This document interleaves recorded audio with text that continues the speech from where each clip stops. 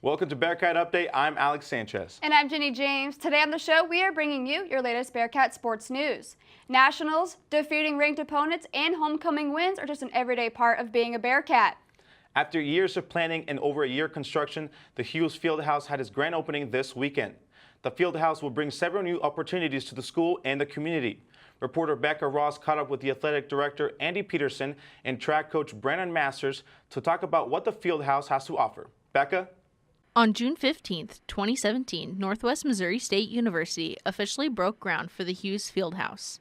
The building is the single largest public-private partnership in Northwest's 113-year history.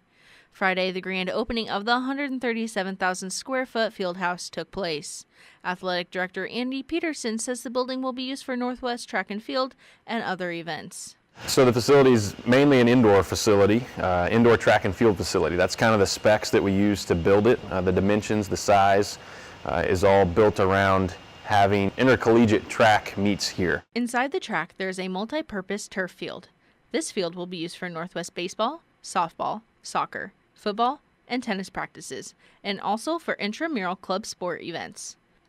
Around the edge of the track contains 3 classrooms and offices. The indoor track is only the second full-size indoor track in the MIAA and one of less than 30 in the NCAA. Track coach Brandon Masters spoke on what this means for the team. We will be hosting 3 meets indoors this year, and the 4th being the MIAA championships. So MIAA track and field is the #1 conference in the country in track and field, and to have that opportunity to host the MIAA championships here is huge. The Northwest Board of Regents approved the building to be named after the Carl and Cheryl Hughes family. Carl Hughes is a 1976 alum of the university, and Cheryl Hughes graduated in 1978. Carl was also a member of the Northwest football team. Carl was an alum from here, played football here, and just a few years back, he kind of moved back to this area and to get back involved with his alma mater. And he's preached from the day one of this whole thing is we got to do what's right for the kids, keep the students at the front of it. This facility gives not only athletes and students a place to practice and learn, it will also bring together both the school and the community. For Bearcat Update, I'm Becca Ross. Thanks, Becca. Our 13th ranked football team took on Nebraska Kearney for homecoming. Northwest is performing at a high level, and it's nothing new looking at Saturday's performance, adding a little extra to the homecoming festivities. Here are the highlights. The Bearcats start off hot less than 3 minutes into the game with Marcus Andrews catching a 26-yard touchdown pass from Braden Wright. This is Andrews' second career touchdown reception. Shortly after that, Wright runs it in from 1 yard out, putting the Cats up 14-0. This is a team best with 7 rushing touchdowns this season. The first quarter isn't done yet, but Troy Harper takes a backwards pass from Wright, then tosses it to Brody McMahon for a 67-yard touchdown pass. The Bearcat defense held strong in the second half and closed the game with 2 interceptions to seal it. The Cats take the homecoming win 27-13. Jack Richards recorded a team high of 12 tackles and is recognized as a Don Black Award winner. With another solid win this weekend, Northwest secures the #1 spot in conference. With their 6-1 record, they sit right in front of Fort Hays State and Pittsburgh State, both with a 5-2 record. This Saturday, the Cats will head over to Lindenwood to take on the Lions. We are going to take a quick break, but stick around. We have a special guest up next. You're watching Bearcat Update on KNWT Channel 8.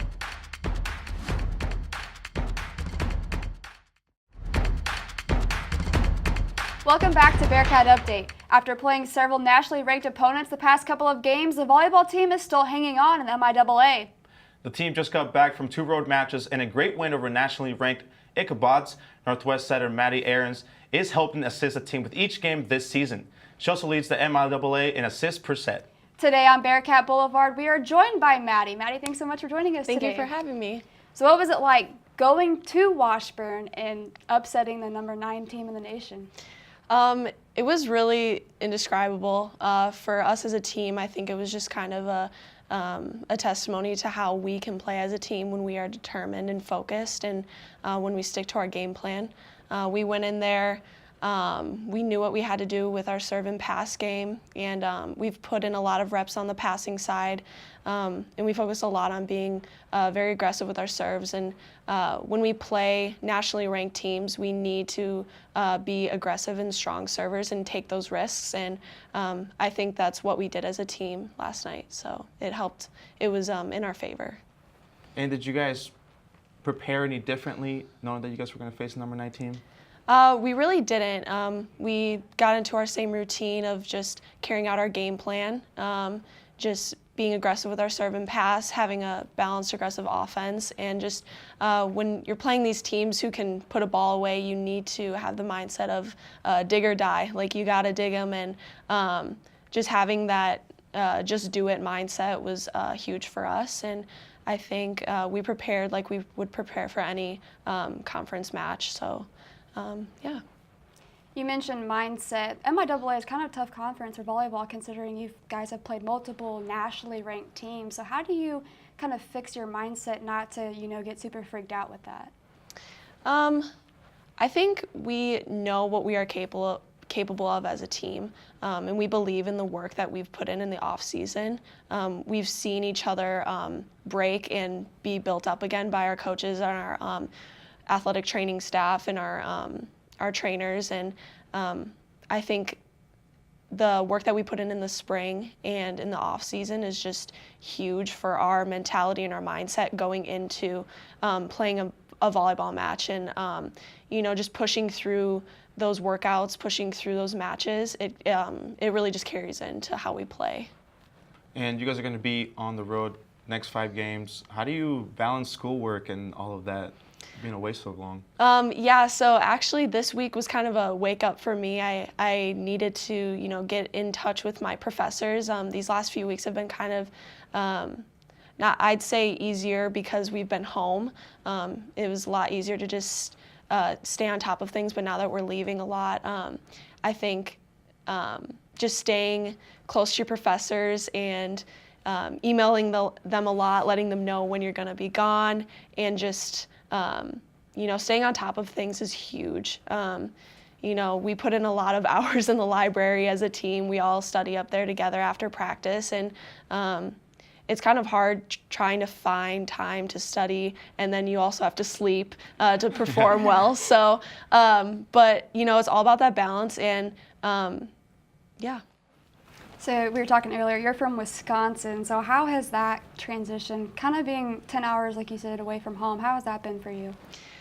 It's been really eye-opening, I guess. I've always been kind of independent, and my family's been great, just like supporting me, kind of just like chasing my dream of playing college volleyball. And I found a home at Northwest. Obviously, it's very close-knit and a great community, and I was drawn to it from the very beginning like that. But yeah, I've kind of found my family here, like I've had in Wisconsin, and so that's been really great. But there are times when I really do miss home, and but with volleyball season and just like the community here, it really is not that big of a a strain on me. Just knowing that I have this community that's supporting me, and especially being in athletics, it's amazing to see that support from everyone. So.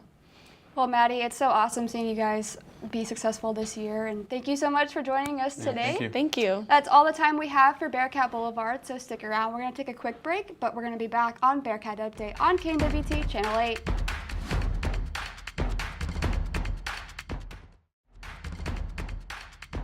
Welcome back to Bearcat Update. The volleyball team began their journey on the road this weekend, heading to Kansas.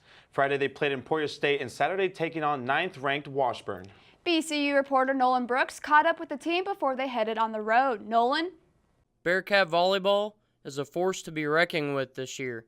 With a 17-5 record so far this season, head coach Amy Worth tells us how she feels the team has to adjust for the second half of their schedule. Our next step here is the 5 road matches that we have. So being able to, weather those storms, get some much-needed wins in areas that we haven't won in. I think that's the historical piece for us, is how can we get in there and do our jobs in someone else's gym, that's a big piece of that process. And then being able to come home and have some time where we can get our feet back under us before getting on the road for our last match regular season. So we've got some challenges ahead of us, just not being in our own gym.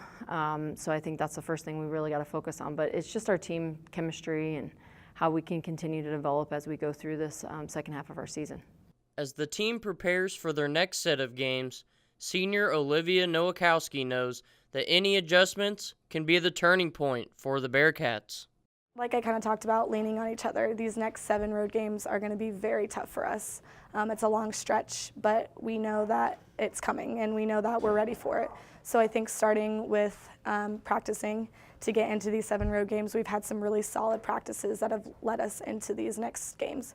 I'm excited to see how strong we are as a team, because this is the point in the season where teams fall apart, teams are pointing fingers at each other, and I think that that is not our team. And that's something that I'm excited to see, how well we can work together consistently while taking teams one-on-one and trying to beat them in 3 or 4, trying to get those games done with. After road wins over Missouri Southern and undefeated Washburn, the ladies look ahead to 5 more road games and continuing their dominance. For Bearcat Update, I'm Nolan Brooks.